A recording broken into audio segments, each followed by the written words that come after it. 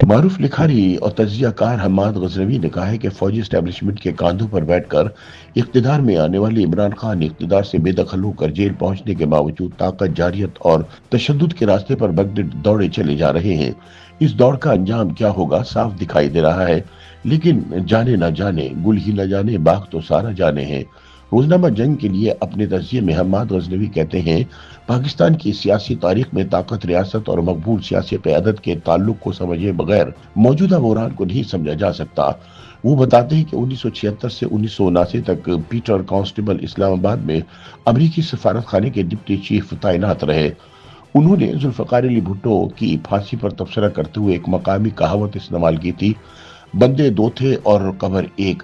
حماد غزنوی کے مطابق اس کہاوت کا مطلب یہ تھا کہ اگر بھٹو زندہ رہتے، خواہ جیل میں یا ضلع وطنی میں، تو جنرل ضیاء الحق اور اس کا اقتدار ہمہ وقت خطرے میں رہتا، اور اگر بھٹو دوبارہ اقتدار میں آ جاتے تو ضیاء کو آئین کے آرٹیکل 6 کی خلاف ورزی پر سخت ترین سزا کا سامنا کرنا پڑتا۔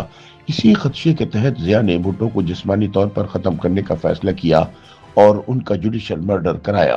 حماد غزنوی یاد دلاتے ہیں کہ 4 دہائیاں گزرنے کے بعد خود سپریم کورٹ آف پاکستان نے بھی بھٹو کی پھانسی کو عدالت قتل قرار دیا۔ ان کے مطابق بھٹو کی پھانسی آج بھی پاکستان کی جمہوری قوتوں کے لیے اخلاقی اور سیاسی طاقت کا سب سے بڑا حوالہ ہے۔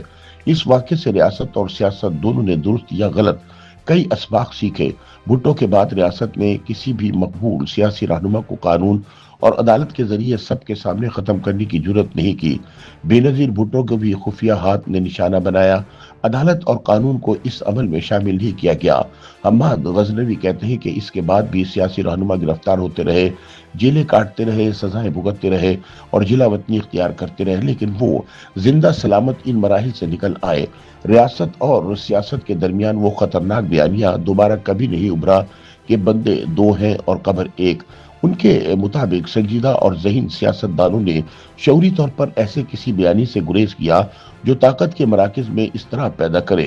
تاہم حماد غزنوی کے بقول تحریک انصاف کے بانی عمران خان وہ واحد شخص ہیں جنہوں نے پاکستانی سیاسی تاریخ کے تمام اسباق کو یکسر مسترد کر دیا ہے۔ ان کا کہنا ہے کہ عمران ریاست کی طاقت کا مقابلہ تشدد کے ذریعے کرنا چاہتے ہیں، یعنی وہ تشدد پر ریاست کی آئینی اجارہ داری کو توڑنے کی کوشش کر رہے ہیں۔ 9 مئی 2023 اور اس نوعیت کے دیگر واقعات اسی سوچ کا نتیجہ ہیں۔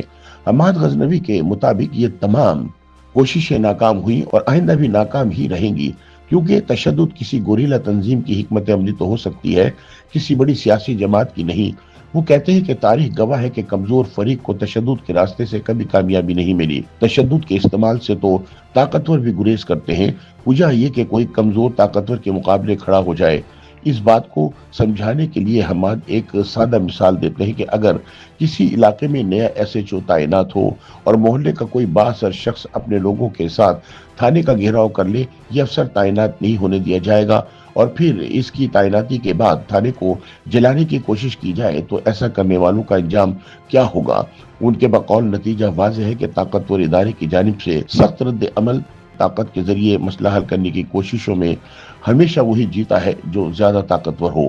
حماد غزنوی کے مطابق موجودہ حالات میں سب سے بڑا المیہ یہ ہے کہ عمران خان اپنی ناکامیوں کو سیاسی حکمت عملی کی کمزوری ماننے کی بجائے اسے طاقت کے مراکز سے براہ راست ٹکراؤ میں بدل رہے ہیں۔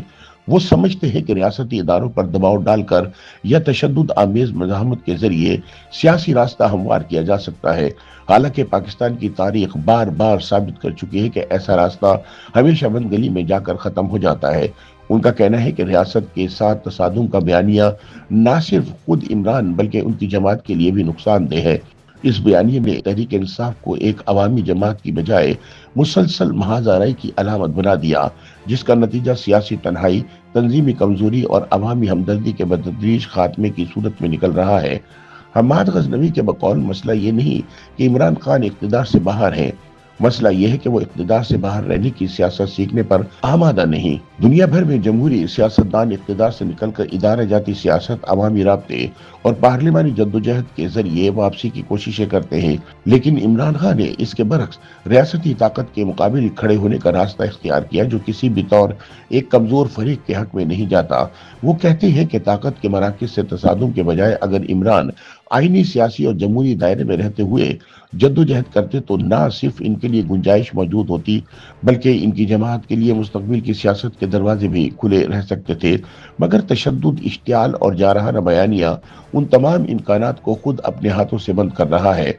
हम्माद गजनवी खबरदार करते हैं कि तारीख कभी भी उन सियासतदानों के हक में फैसला नहीं देती जो ताकत के तवाजुन को समझे बगैर तसादुम का रास्ता इख्तियार करते हैं। रियासत चाहे कमजोर हो या मजबूत, तशद्दुद के मुकाबले में हमेशा अपनी बका की जंग लड़ती है और इस जंग में फर्द या जमात कुर्बानी बन जाती है। उनके मुताबिक आज का पाकिस्तान ताकत के जिस शदीद अदम तवाजुन से गुजर रहा है, इसमें अक्लमंदी, सियासी तदब्बुर और सब्र ही वो रास्ते हैं जो किसी भी मकबूल लीडर को बचा सकते हैं। बसूरत दीगर अंजाम वही होता है जो तारीख बारहा दिखा चुकी है। YouTube पर गूगली न्यूज देखने के लिए youtube.com की सर्च बार में गूगली न्यूज टीवी टाइप करें। गूगली न्यूज के पेज पर सुर्ख रंग के सब्सक्रिप्शन वाले बटन पर क्लिक करना ना भूलिए। YouTube पेज पर अपलोड होने वाली वीडियोस से बाखबर रहने के लिए बेल आइकन पर क्लिक कीजिए। आपको हर नई वीडियो के बारे में नोटिफिकेशन मौसूल हो जाएगा।